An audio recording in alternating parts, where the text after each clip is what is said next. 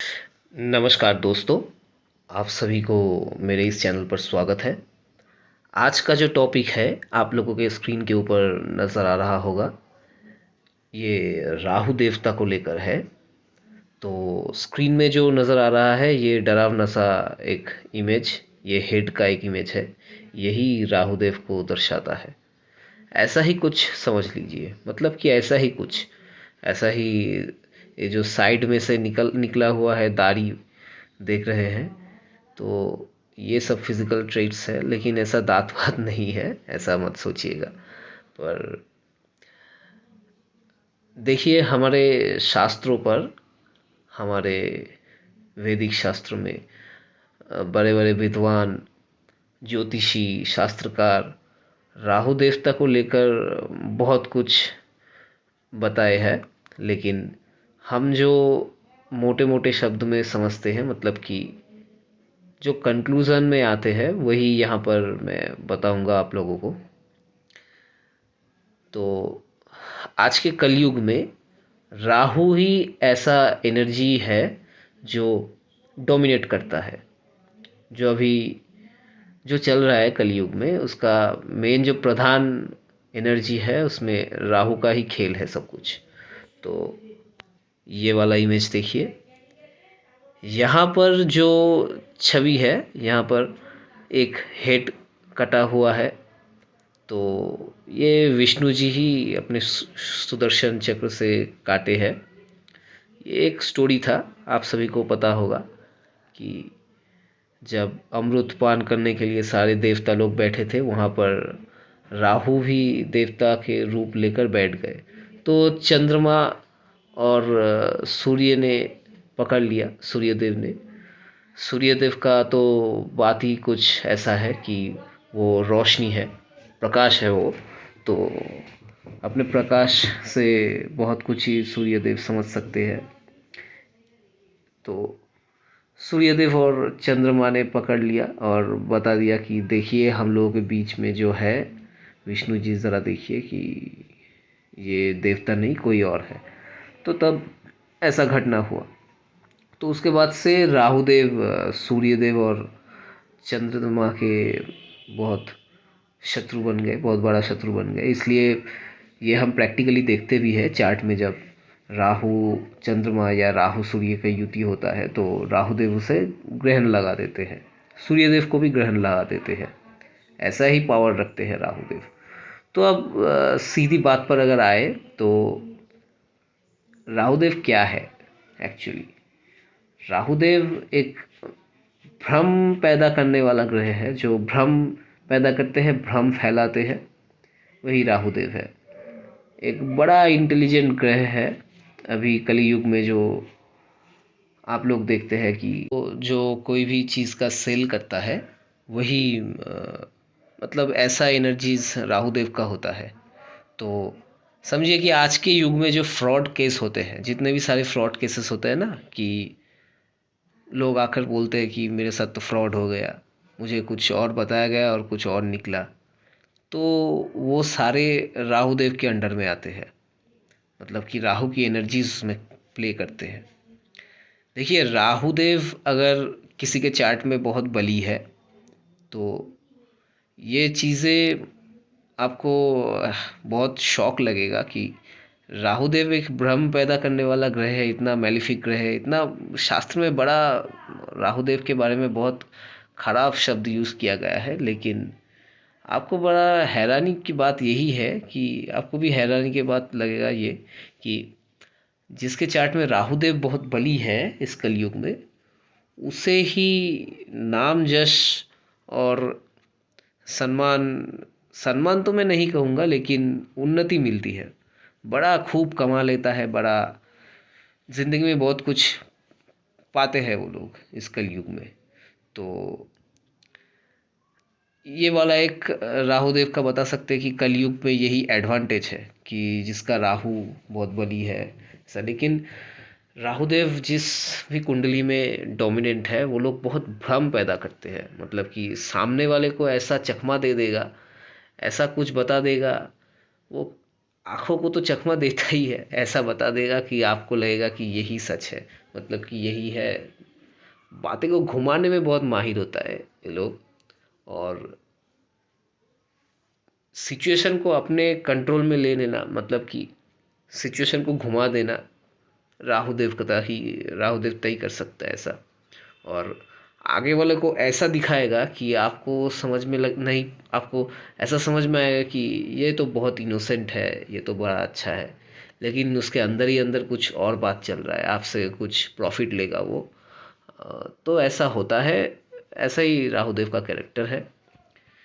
देखिए, जब किसी की कुंडली में, अच्छा ये वाला पार्ट में चार्ट में आपको समझाऊँ तो ज़्यादा बेहतर रहेगा, आप लोगों को भी पता चलेगा आपका फैमिली पर, या अगर आप ये किसी के चार्ट पर देख रहे हैं तो चलिए चार्ट में ही बताता हूँ मैं आगे की बात।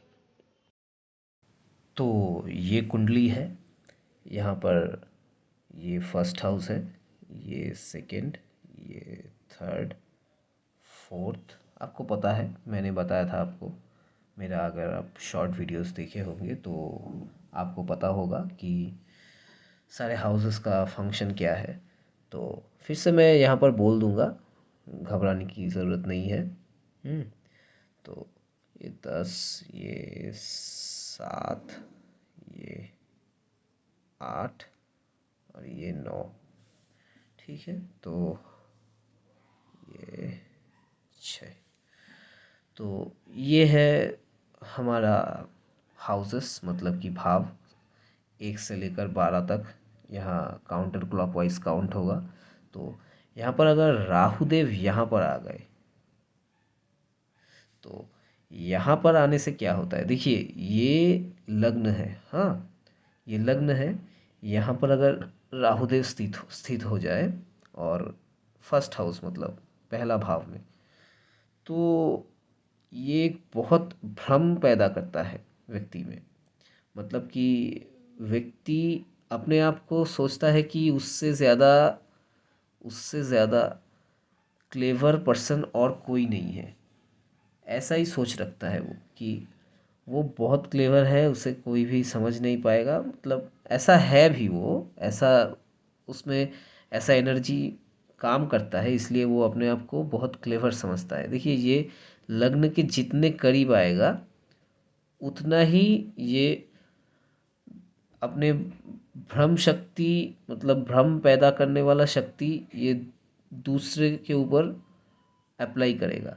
हम्म, तो यहाँ से वो सातवां दृष्टि यहाँ पर, अच्छा ठीक है, मैं दृष्टि के बारे में बाद में बताऊंगा। इसका राहु का 3 दृष्टियाँ होता है। ये राहु का दृष्टि गुरुवत, मतलब गुरु जैसा दृष्टि होता है। हाँ, गुरु का 3 दृष्टि होता है, तो वैसा ही राहु का 3 दृष्टि होता है।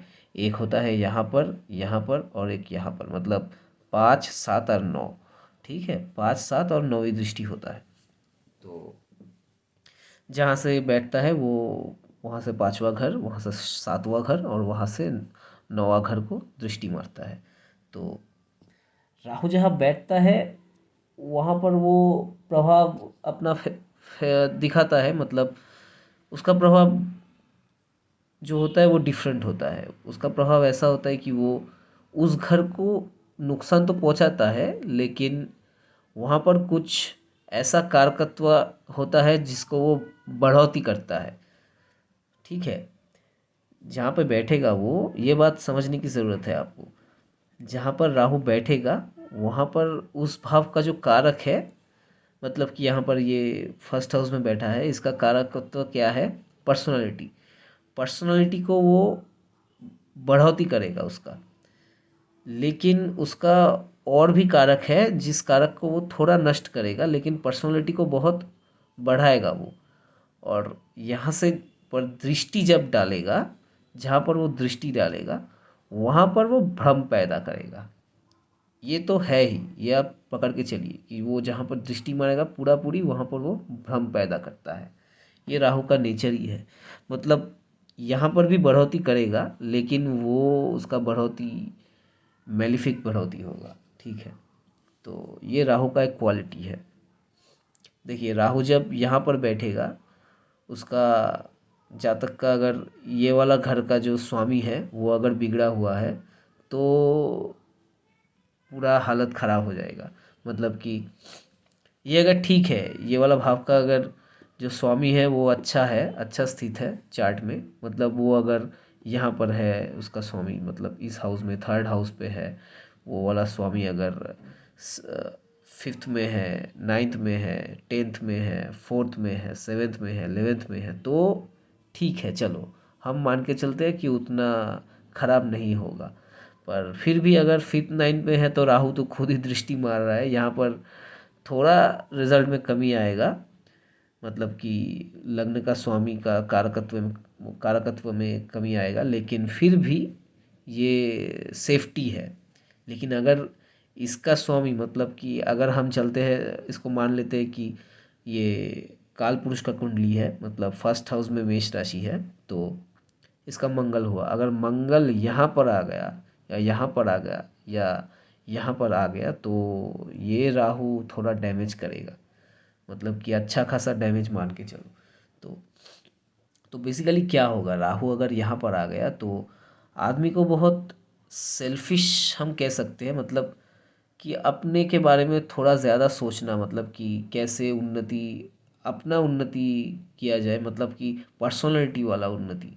हाँ, समझ में आ रहा है आपको, पर्सनालिटी वाला उन्नति का मतलब कि कैसे खुद को कुछ कुछ भी चीज़ में बढ़ाया जाए। हाँ, तो ये फर्स्ट हाउस में वो दूसरे के बारे में नहीं सोचेगा, अपने के बारे में ही सोचेगा।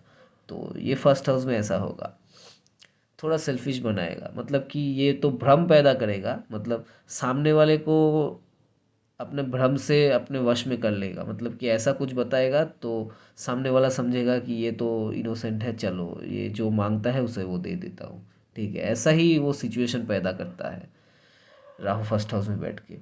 राहु अगर सेकंड हाउस में, देखिए राहु यहाँ पर इस कुंडली पे, अगर ये मेष लगन की कुंडली हम ले लेते हैं, मतलब कि मेष लगन को छोड़िए, हम ऑन द जनरल बेसिस अगर ले लेते हैं, तो राहु यहाँ पर जितना वो फल दे रहा है ऐसा ही देगा, आप मान के चलिए। राहु सबसे अच्छा है यहाँ पर, ठीक है, और राहु अच्छा है यहाँ पर और यहाँ पर, ठीक है।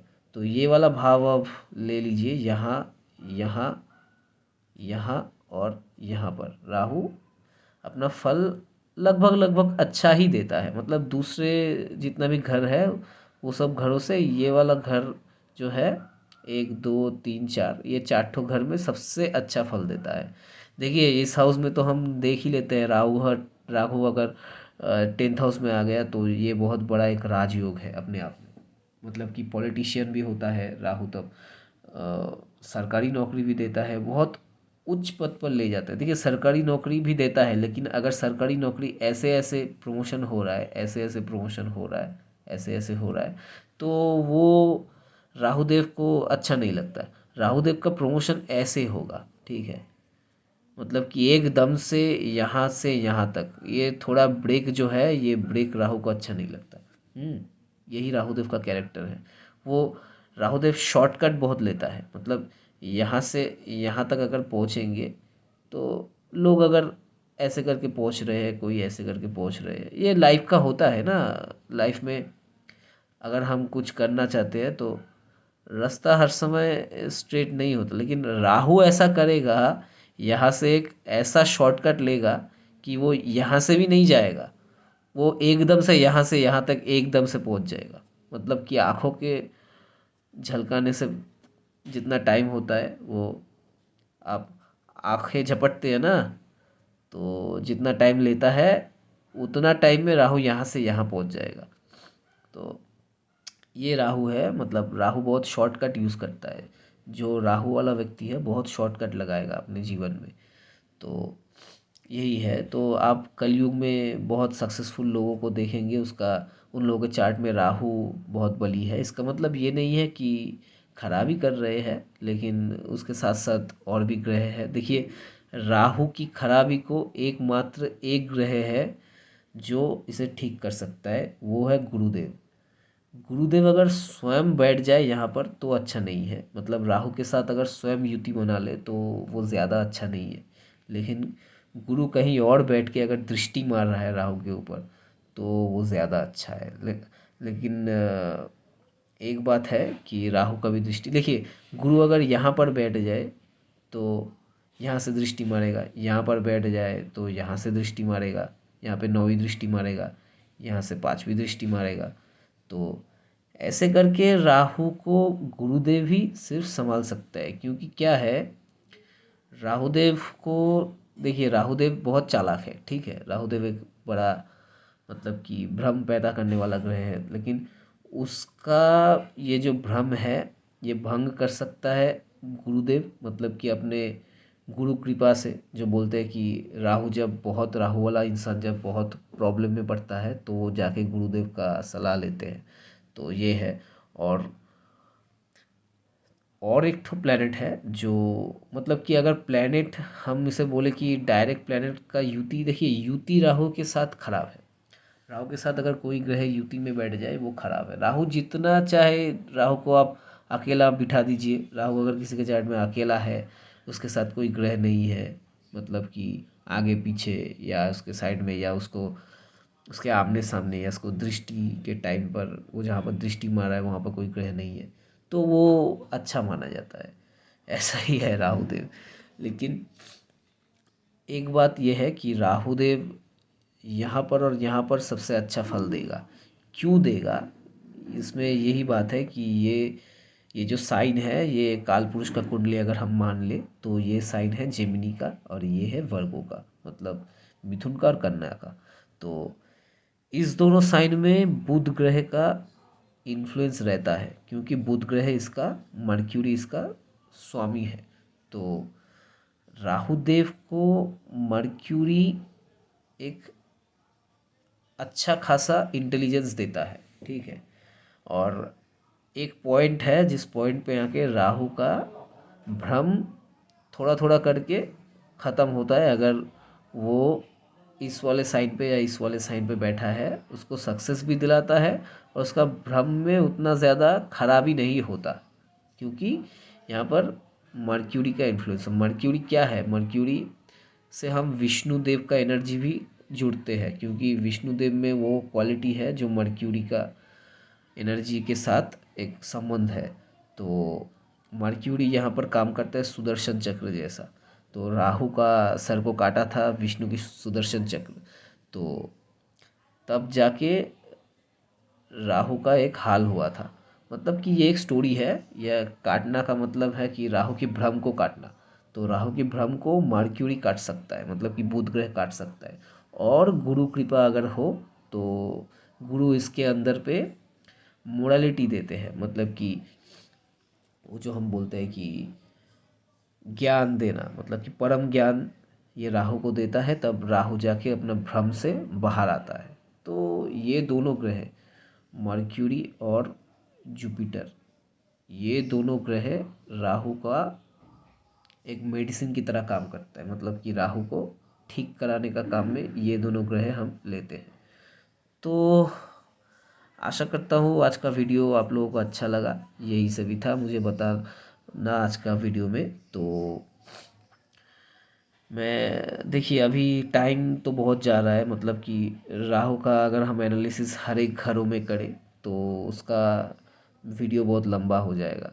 तो इसलिए मैं इस वीडियो को यहीं तक लेकर आया और यहीं पर ही ख़त्म करूँगा। तो आशा करता हूँ आप लोग मेरे चैनल से जुड़े रहेंगे, तो मैं बहुत जल्दी और भी वीडियो लेकर आऊँगा, ठीक है।